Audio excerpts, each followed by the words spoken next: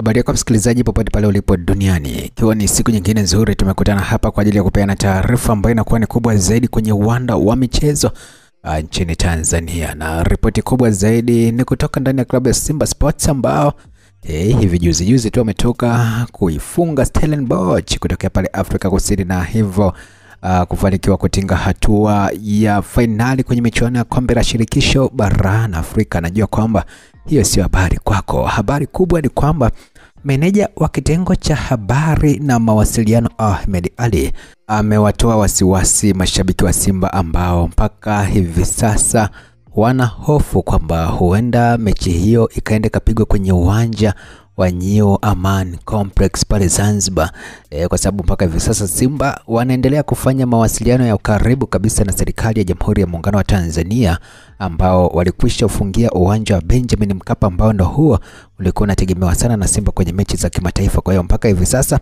mazungumzo yanaendelea na serikali imekubali kwamba mbungi itapigwa kwenye dimba la Benjamin Mkapa. Kikubwa tu ni kwamba yale marekebisho ambayo yanafanywa na mkandarasi aliyepewa jukumu la kufanyia uwanja wa marekebisho aweze kufanya haraka na hivyo uwanja uwe tayari kwa kuweza kuchezwa. Najua ni kwamba marekebisho hawezi kukamilishwa yote, yani marekebisho ya uwanja wa kwamba kufikia tarehe 25 ya mwezi wa 5 yawe yameshakamilika yote. Zaidi na zaidi ni kwamba kuna yale maeneo ya muhimu hasa pitch pamoja na sehemu ya mashabiki iliweze kuwa vizuri zaidi. Lakini vile vile Ahmed Ally amemwambia mashabiki wa Simba kwamba huu ndio muda wa kutamba popote pale ambapo walipo duniani. Lazima wajue kwamba wamefika hapa kwa machozi, damu na jasho. Kwa hiyo hakuna haja ya kupata wasiwasi juu ya mechi ya finali ambayo wanakwenda kukutana na RS Berkane kutokea pale Morocco, moja kati ya mechi ambayo itakuwa ni ngumu na ambayo inasubiriwa na watu wengi sana.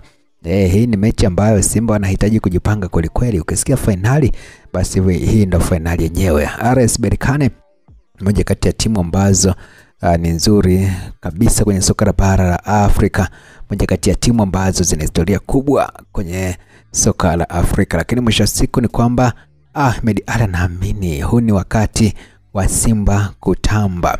Yote kwa yote tukae tusubiri ni kipi ambacho kitatokea. Simba watafanikiwa kutinga kubeba kombe na kuliacha Tanzania, kwa sababu mechi ya mwisho inakuja kuchezewa Tanzania, ama watamwachia RS Berkane aweze kupita nalo pale kwa uwanja wa Julius Kambarage Nyerere International Airport.